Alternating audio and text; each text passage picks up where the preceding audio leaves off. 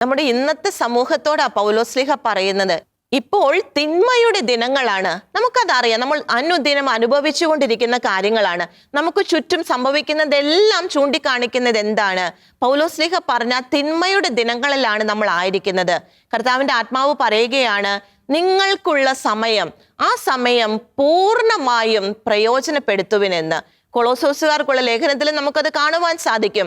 സമയം പൂർണ്ണമായും പ്രയോജനപ്പെടുത്താൻ കർത്താവിന്റെ ആത്മാവ് വീണ്ടും വീണ്ടും നമ്മോട് ഇത് പറയുമ്പോൾ, ഈ പുതുവർഷത്തിന്റെ ആരംഭത്തിൽ നമുക്ക് തീരുമാനമെടുക്കാം പ്രിയമുള്ളവരെ. കർത്താവ് വീണ്ടും നമുക്ക് അവസരം നൽകിയിരിക്കുകയാണ്.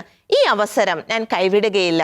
എനിക്ക് കർത്താവ് നൽകിയിരിക്കുന്ന സമയം ഞാൻ പൂർണ്ണമായിട്ടും കർത്താവിന്റെ ഹിതപ്രകാരം പ്രയോജനപ്പെടുത്തും എന്ന് നമുക്ക് തീരുമാനിക്കാം.